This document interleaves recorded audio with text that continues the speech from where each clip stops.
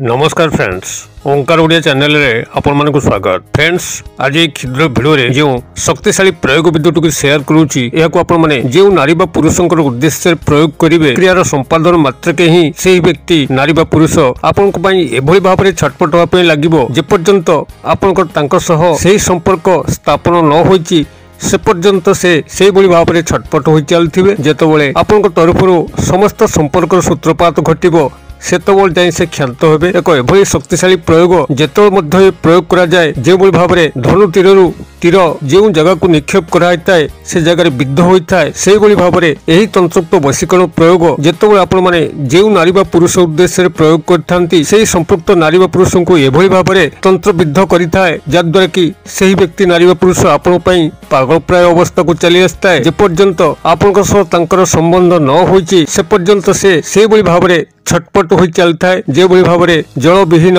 माछ भूमि उपर छटपट हो चलता है से भाव में से क्षण क्षण आपण पई तड़पिया लगे। यही शक्तिशाली वशीकरण विधान टी को आपण माने संपादन करने से कौन सामग्री आवश्यक नहीं किंबा से कौन जटिल मंत्र तत्व आवश्यक नहीं। एक सूक्ष्म वशीकरण क्रिया जहाँ आपण माने वीडियो गोटे थर बुझिकी आपण सठिक भाव में प्रयोग करने आपण जो व्यक्ति नारी पुरुष को जीवन भितर काम्य करुचंती तांको पाया पे सतत चेष्टा करुचंती मात्र सही नारी पुरुष आपण सह संपर्कित हो पारुनाहांती। देखिबे चमत्कार ढंगरे सही नारी पुरुष सह आपनकर खूब शीघ्र मिलन घटिबो एवं आपनकर समस्त अभिष्ट मध्य पूर्ण होई परिबो। तेबे एई चमत्कार परीक्षित वशीकरण क्रियाटी को आपण मानक आगे उपस्थापन करिया पूर्व क्षुद्र निवेदन, जदि आपण आज प्रथम बार करके चैनल रे पार दैचंती एवं एई भली कंटेंट रे आपनकर रुचि रहउची तेबे चैनल कने थिबा लाल कलर रो सब्सक्राइब बटन क्लिक करी बेल आइकन क्लिक करी एवं ऑल नोटिफिकेशन ऊपर क्लिक करी चैनल टी को सब्सक्राइब कर नियंतु जेभली कि आमे जेतल आपण सेवारे एही तंत्र मंत्र वीडियो अपलोड करिवु तार सर्वप्रथम नोटिफिकेशन आपण पाखरे पहुंचीबो एवं से सब को आपण माने सर्वदूर देखिकरी किछि ज्ञान आहरण करि परिबे। तबे फ्रेंड्स, एबे नजर पकेबा शक्तिशाली वशीकरण विधान जहाँ माध्यम कि आपण जेतबेले याकु जे कोनसी नारी बा पुरुष को उद्देश्य प्रयोग करचंती ताहा संपृक्त नारी बा पुरुष को एभली भाव में तंत्रोक्त सरविद्ध करि रखिबो जे पर्यंत आपनकर तांको सह संपर्क न घटिची से पर्यंत से आपण को बिना छटपट हो चलथिबे एवं आपण को पाया पे व्याकुल होउथिबे। आपण माने एही क्रियाटी को जे कोनसी दिन मध्य करि परिबे। सप्ताह रविवार ठारू आरंभ करिक शनिवार भितरे जते गोटी मध्य बार अछि आपण याकु जेतल मध्य चाहिबे सेतल मध्य आपण माने प्रयोग करि परिबे। तबे जेतल आपण माने याकु प्रयोग करिवे आपनकर रात्र समय होइतिबा दरकार। आपण जेतबेले रात्र रे शयन करिया पे जाउचंती खाइ सारि करी आपण सेही समय ही एही क्रियाटी को जदि सठिक भाव रे जे बोली भाव रे मु विधि निर्देश करछि वीडियो भितरे आपण ध्यान सहकार सुनि के जदि सेही बोली भाव रे प्रयोग करनेले तबे सेही नारी बा पुरुषक सह आपण जेकोसी प्रकार संपर्क स्थापन करिया पे चाहिबे ताहा खूब सहज ढंग रे होई परिबो एवं संपर्क स्थापन पई आपण को प्रपोज करिवार आवश्यक पड़िबो नाही। से तांकर तरफरु ही समस्त संपर्क सूत्रपात करेबे। तबे एही वशीकरण तंत्र क्रियाटी को आपण माने किभली सफलतार सह संपादन करिवे एई ध्यान सहकार सुनंतु। आपण जेकोसी दिनर रात्र समय शुद्ध पुत्त होइकरी पूर्व दिग को मुख करी एक आसन पकईकरी बसंतु। आपनकर शुद्ध पुत्रता ही ए दिगरे जरूरी। आपन जदि स्नान शौच करि परिबे तो भल कथा, अन्यथा रात्र समय आपन केवल हाथ गोड़ मुह को धोईकरी आपन पूर्व दिग मुखा होइकरी बसिबे एवं एक धला आसन पकईकरी बसिबे। तेबे एकांतता मुहूर्त को आपन सर्वदूर ध्यान देथिबा जरूरी। जेबोली भाव में आपन के न डाकंती आपण कोनसी क्षेत्र में विचलित न होंती कोलाहलमय न थाए एभली एक परिवेश को आपण सब दृष्टि रखिथिबे। एभली एकांतता मुहूर्त देखिकरी जेकोसी दिनर रात्र समय आपण माने क्रियाटी को आरंभ करंतु एवं एही क्रियाटी को आरंभ करिया पे आपनको आवश्यक हबो गोटे तेजपत्र जहाँकि तंत्रोक्त शास्त्र मते खूब शक्तिशाली खूब क्षिप्त जेतबेले याको आपण माने वशीकरण क्रिया हो मारण क्रिया हो सम्मोहन क्रिया हो ए तेजपत्र को व्यवहार करथांती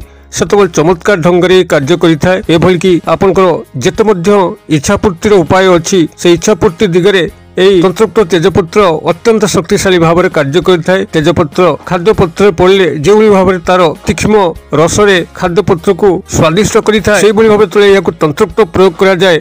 यार जो तीक्ष्ण स्वभाव ए तीक्ष्ण स्वभाव रे तंत्रोक्त क्रियाटी अत्यंत चमत्कार ढंगरे एवं खूब शीघ्र मध्य कार्य करिथाय। तेबे आपण माने जेकोसी गोटे तेजपत्र को संग्रह करिकरी ताको प्राथमिक भाव में शुद्ध पुत कराई अर्थात को गंगा जल किंबा शुद्ध जल रे धौत करि सारला परे एक लाल मार्कर पेन सहायता रे तापरे एही गोटे मंत्र को ही केवल लिखिबे। मंत्रटी आपनकर एही भली रहइबो क्रम कर फल अनुसार एवं तापरे ଆପଣଙ୍କର ରହିବ ସମ୍ପୃକ୍ତ ବ୍ୟକ୍ତି ନାରୀ ବା ପୁରୁଷଙ୍କର ନାମ, ଯେଉଁ ଡାକ ନାମ କି ଉପନାମ ଆପଣଙ୍କୁ ଜଣାଅଛି ସେଇଆକୁ ଲେଖିବେ ଏବଂ ତା ପରବର୍ତ୍ତୀ ଆପଣ ପୁନରାୟ ସେଇ ବିଜ ଅକ୍ଷରଟିକୁ ଲେଖିବେ କ ର ଫଳା ଅନୁସାର କ୍ରମ।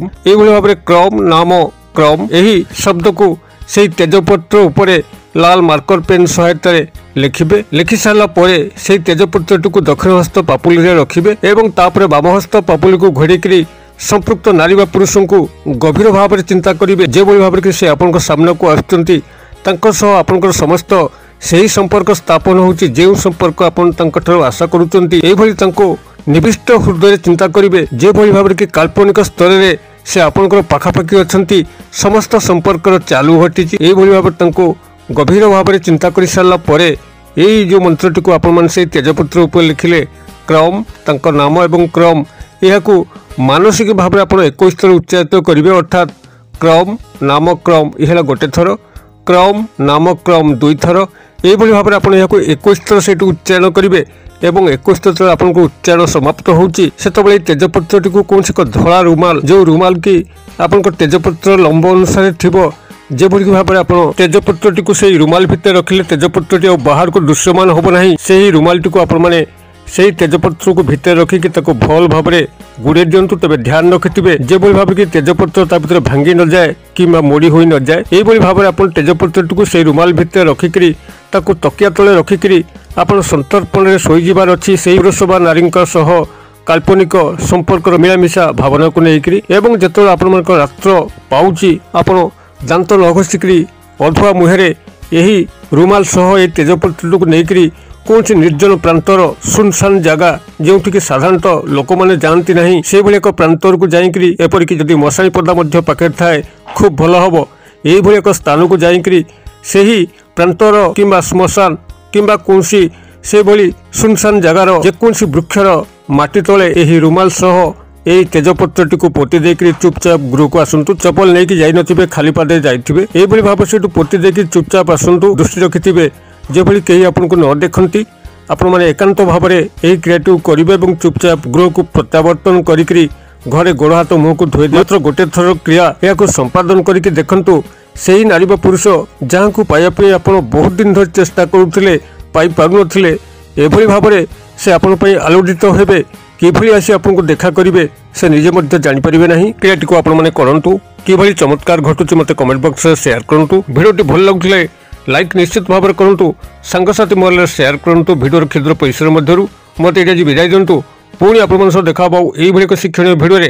ସେ ପର୍ଯ୍ୟନ୍ତ ଦର୍ଶକ ବନ୍ଧୁ ଆପଣଙ୍କ ସମସ୍ତେ ମଙ୍ଗଳମୟଙ୍କ କୃପାରୁ ଭଲରେ ଥାନ୍ତୁ ରହୁଛି। ସର୍ବେ ଭବନ୍ତୁ ସୁଖିନ ସର୍ବେ ସନ୍ତୁ ନିରାମୟା ସର୍ବେ ଭଦ୍ରାଣି ପଶ୍ୟନ୍ତୁ ମା କଶ୍ଚିତ୍ ଦୁଃଖଭାଗ୍ ଭବେତ୍।